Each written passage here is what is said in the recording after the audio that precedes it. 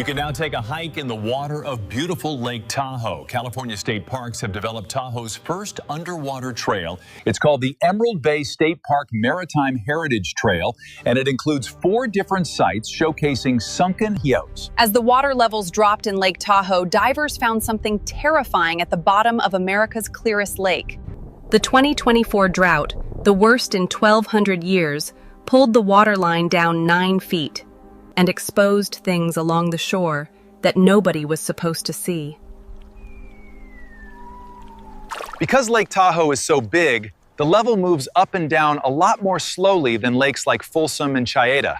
But now, Tahoe is already at its lowest level in 4 years, and it's still headed down.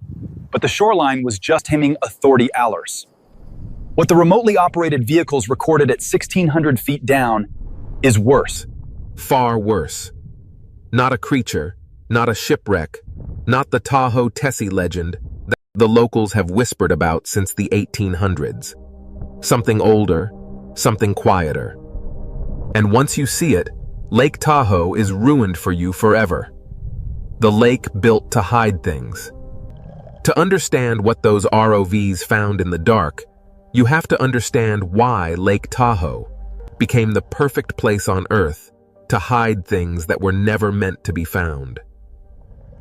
Lake Tahoe sits at 6,225 feet of elevation, straddling the border between California and Nevada.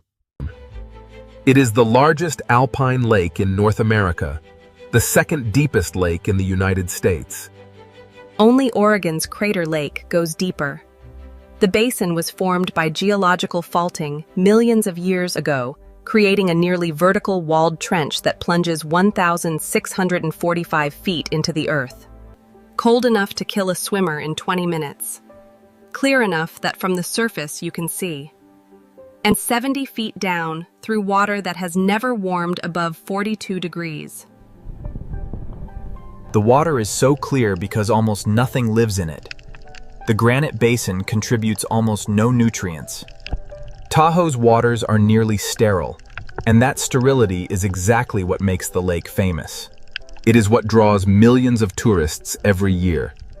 And it is what would make any contamination immediately, catastrophically obvious. Or at least it would be obvious if the contamination were near the surface. But here is the thing nobody puts in the brochures.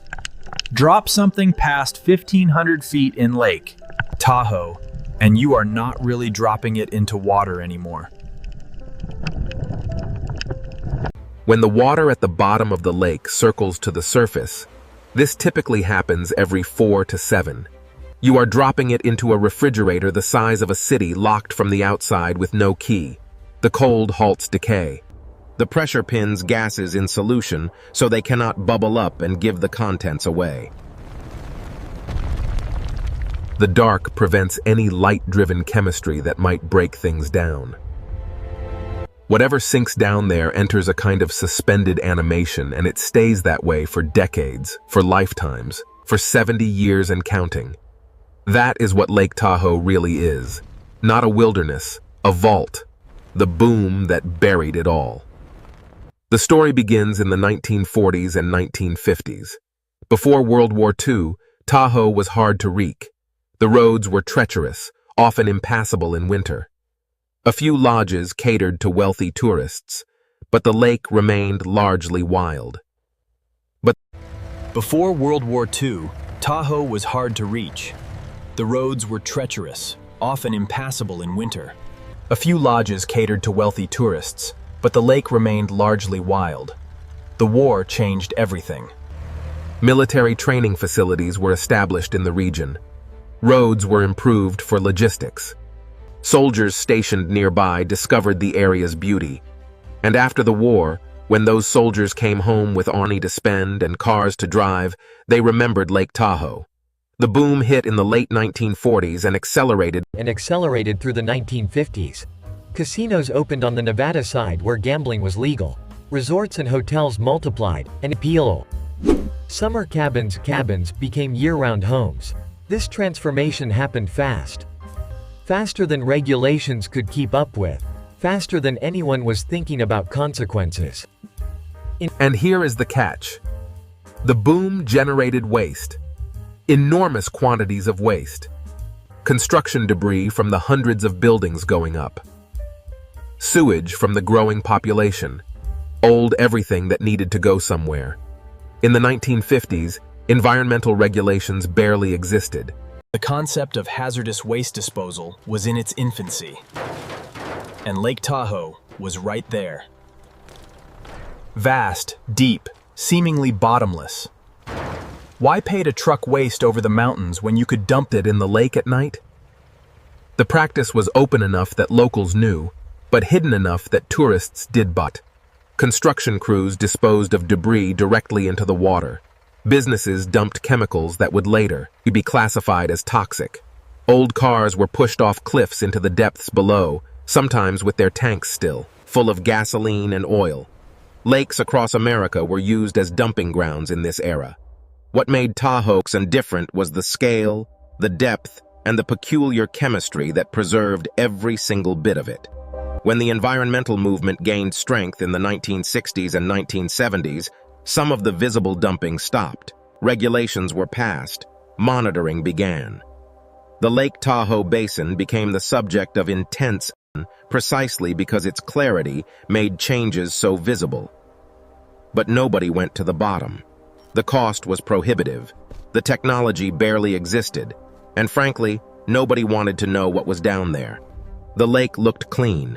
The surface stayed clear. Whatever had been dumped in the 1950s had sunk out of sight, meant out of mind. For 70 years, that calculation held. Then came the drought, what the shore revealed. The 2024 drought was the culmination of years of below-average precipitation. Snowpack in the Sierra Nevada dropped to record lows. The streams feeding Lake Tahoe slowed to trickle trapeze. Evaporation exceeded inflow, and the lake level dropped. 9 feet does now 645 feet deep. But the drop happened at the shoreline, and as the water receded, it exposed things that had been underwater for decades. The first reports came from hikers walking newly Colin West is the founder of Clean Up the Lake, a Tahoe nonprofit that has spent years scuba diving the lake's perimeter and hauling out trash. Year 72 miles and more than 20,000 pieces of trash later, the Clean Up the Lake effort in Lake Tahoe is preparing to embark on their final mission. What a huge mission it was. Joining us now to talk about this final dive is the founder and the executive director of Clean Up the Lake, Colin West. Thank you for being with us, Colin. We appreciate it, man. Thanks for having me, Ty. I appreciate it. By summer 2024, his teams were operating in shallows that had been inaccessible for generations, and what they were finding had stopped being trash. They were finding cars, dozens of them. Cars from the 1940s, the 1950s, the 1960s. Some appeared to have been driven deliberately into the water. Others had been pushed or towed in, scattered across the lake, concentrated near old roads and access points. The condition of the vehicles was the part that put hairs up. The cold water had prevented the corrosion that destroys submerged cars in other environments. Paint was still visible on some. Interior features remained recognizable, as if the cars had been driven in yesterday and were simply waiting to be retrieved. West has described pulling onto sites where his dive lights hit a 1957 sedan, and his first instinct was to check whether someone was still inside. Think about that for a second. A diver in 2024 swimming up to a vehicle that has been on the bottom since Eisenhower was in the White House and reflexively looking through the driver's side window the way you would in a wreck on the highway. That is how preserved these cars are. The doors still have door handles. Dashboards still have dashboards. The license plates on a few are still readable. One of them traces back to a registration that was never reported stolen. Car simply went into the lake, and the paperwork went into a drawer, and nobody asked any further questions for half a century. But cars were not the disturbing part. Old vehicles and lakes are common. What was disturbing was what the cars were sitting on top of. If this is the kind of story that pulls you in, the kind where the bottom of the lake has been keeping a secret longer than most people watching this have been alive, do me a favor and hit subscribe. We dig into the histories powerful people would rather stay buried, and there's a lot more coming. Now back to what was underneath those cars. What the ROV has found. The Clean Up the Lake teams had been sharing data with researchers at UC Davis Tahoe Environmental Research Center, the institution that has been monitoring the lake's water clarity since 1968. As the survey expanded into deeper water, the operation outgrew what scuba divers could safely do. So, they brought in the robots, remotely operated vehicles, ROVs, equipped with lights, high-definition cameras, sample arms, and tethers long enough to reach the basin floor. The footage from intermediate depths, 200 to 500 feet, showed more of the same. More vehicles, more debris, more evidence of decades of casual dumping. Then they went deeper. Below 1,000 feet, the ROV cameras entered a different world. Last traces of sunlight disappeared. The temperature dropped to the low 40s and stayed there. The pressure increased to levels that would crush an unprotected human body, and the debris kept coming. At 1,400 feet, the ROV's lights illuminated something the team initially could not identify: large cylindrical objects. Dozens of them scattered across the lake bed. Barrels, industrial drums, the kind used to store and transport chemicals. This is the moment Colin West has described in interviews as the one he cannot shake. He is in a heated cabin on a research boat, drinking coffee, watching a screen. And the screen is showing him what looks like a graveyard. Row after row of corroded metal cylinders sitting in the dark exactly where someone left them. Some still bearing visible markings, manufacturer logos, chemical codes, handling instructions, and here is what gets you. The ROV's lights only reach so far. So you see a barrel, then two, then a cluster of 6, then the operator turns the camera and there are more behind those, and more behind those, fading out into the black water beyond the lights. You do not see the end of the field. You just see that the field keeps going, and you start to understand that the number of barrels down there is not measured in dozens. It is measured in hundreds. He knew immediately what he was looking at. Industrial drums do not end up at 1,400 feet by accident. They do not roll down hills into the water. They do not fall off boats. Someone transported them to the lake and dumped them deliberately in water deep enough that no one would ever find them, or so they thought. The ROV surveyed the field for hours, documenting hundreds of containers. The distribution pattern suggested multiple dumping events over an extended period. Some had been dropped in clusters, others scattered individually. Some had been full when dumped, others had drifted before coming to rest. But the most disturbing discovery came at 1,600 feet, near the maximum depth of the ROV's operational range. The barrels there were different, larger, more heavily constructed, and they were not just corroded, they were leaking. The water was never clean. The cameras captured plumes of material seeping from ruptured containers. In the cold, still water, these plumes did not disperse quickly. They hung in the water column. Visible clouds of whatever had been stored in those drums, slowly diffusing into the surrounding environment. The team ordered water samples taken as close to the leaking containers as the ROVs could safely approach. The samples were sent to the labs at UC Davis Tahoe Environmental Research Center. Dr. Jeffrey Schlatt, the CENT's longtime director, has been studying Lake Tahoe for over 2 decades. He has watched the lake's clarity decline by feet over the years. He has published the data. He has testified at public meetings. But the results that came back from the deep barrel samples were of a different category entirely. Heavy metals lead at concentrations hundreds of times higher than safe levels. Mercury, cadmium, arsenic, industrial solvents that had been banned for decades, chemical compounds that modern regulations classify as hazardous waste requiring specialized disposal. The barrels contain the toxic byproducts of mid-20th century industry. Dumped in Lake Tahoe because someone calculated that the cost of proper disposal was not worth it, and the lake was deep enough that no one would ever know. That calculation was wrong. It just took 70 years to prove it. Schlatt's team pieced together a likely timeline. The heaviest dumping appears to have occurred between 1948 and 1965. This corresponds to the casino development boom on the Nevada side and the broader post-war construction surge. The chemicals are consistent with industries active in the region during that period. Metal processing, automotive services, dry cleaning, industrial laundry facilities serving the hotels and casinos, photography processing labs, paint, and coating manufacturers. All of these operations generate hazardous waste. In the 1950s, disposing of it properly was expensive and in many cases legally unnecessary. So they dumped it in the lake. The logic was simple. Lake Tahoe was deep, impossibly deep by normal standards. Music. Whatever went down would not come back up. The cold would slow decomposition. The depth would prevent anyone from seeing what was on the bottom. And the lack of mixing between deep and surface waters would keep the contamination isolated. For decades, this logic held. Water quality monitoring focused on the surface. The deep lake was assumed to be pristine because nobody could check. But containment is not permanent. Metal corrodes even in cold water. Seals fail. Contents leak. And here's where Schlato's data turned the story inside out. His samples found trace amounts of heavy metals at shallower depths than they had any business reaching. The contamination has been spreading for years, slowly, quietly, migrating up through the water column toward the layers people swim in, fish in, and pull drinking water from. Think about what that actually means in your daily life. A family rents a cabin on the South Shore for a week in July. The kids jump off the dock. Somebody fills a water bottle from the tap.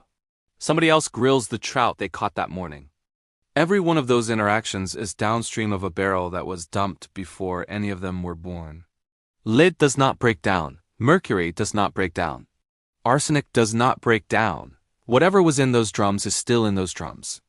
And the small fraction that has escaped is no longer down at 1,600 feet. It is on the move. The pristine waters of Lake Tahoe are not pristine. They have not been for decades. The contamination has just been too deep and too dispersed to detect with standard monitoring until now. But the barrels are not the only thing the ROVs found. Studies have been commissioned, funding has been requested, but the bureaucratic wheels turn slowly and the barrels keep leaking. The human remains present a different kind of problem. Recovery would yield evidence in cases that have been cold for 50 or 60 years. Witnesses are dead. Suspects are dead. The organizations that ordered the killings may no longer exist in recognizable form. Is it worth millions of dollars to recover victims whose killers can never be brought to justice? Is it worth the legal complexity, the media attention, the disruption to the carefully crafted image of Lake Tahoe as a pristine paradise? For the families of missing persons, people who disappeared in the Tahoe region decades ago and were never found, the answer is obviously yes. Some of those families have waited lifetimes for closure.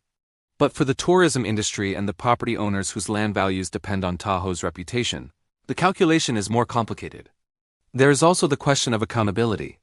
The industrial dumping was not done by anonymous individuals acting alone.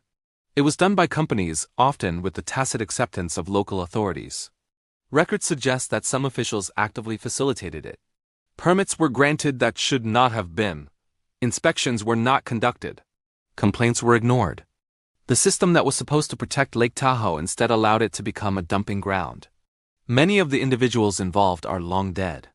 Many of the companies no longer exist. But the institutional patterns that allowed this to happen are still with us. Lake Tahoe is not unique. What we are finding now in one lake is a preview of what we would find if we looked closely at any of them. The truth is out. The 2024 drought pulled back the curtain, but droughts are temporary. Water levels will eventually rise again. The exposed shoreline debris will slip back underwater. The deep contamination will continue to spread slowly and invisibly for decades or centuries to come. What was found will not be unfound. The knowledge exists now, the footage exists. The water samples exist. Colin West has the dive logs. Jeffrey Schlato has the lab results. The Woke County Sheriff's Office has the deep water frames it will not yet release. The truth is out, leaked, and re-uploaded and spread across the internet beyond any ability to suppress it. The tourists will keep coming. The casinos will keep operating. The brochures will keep describing Lake Tahoe as one of the last pristine places in America. The economy of the region depends on maintaining that image, even if the image is a lie. But the remotely operated vehicles documented what is really at the bottom. The researchers analyzed what is really in the water. For 70 years, depth was protection. Darkness was concealment. The impossibility of seeing the bottom was assurance that the bottom would never be seen. Technology changed that calculation. The drought accelerated the reckoning, and now everyone knows what was hiding in the clearest water in America. Hundreds of barrels of toxic waste leaching heavy metals into the water supply. Dozens of vehicles dumped with their fluid still inside. And the preserved remains of people who disappeared into the lake and were never supposed to be found. Lake Tahoe is still beautiful. The surface still sparkles in the Sierra Nevada sun. The clarity still amazes visitors who have never seen water so transparent. But beneath that surface, in the darkness at 1,600 feet, the truth waits. It has been waiting for 70 years. And now that it has been found, nothing will ever make it disappear again. Every photograph of Lake Tahoe you have ever seen, every postcard, every drone shot in a tourism ad, every blue sparkling moment ever captured from the shoreline, all of it is real. The lake really is that beautiful. The water really is that clear. But the picture is incomplete. The picture stops at the surface. And what the picture leaves out, what nobody photographed for 70 long years, is the only part that matters now. So here's what I want to know from you. If you were the one running the cleanup, would you raise the barrels and risk a chemical disaster on the way up, or leave them down there and hope the corrosion holds for another generation? Drop your answer in the comments. I read everyone. And if Lake Tahoe rattled you, wait until you see what divers found inside an abandoned reservoir in Nevada last spring. That video is up next. Click it before the lake claims another secret.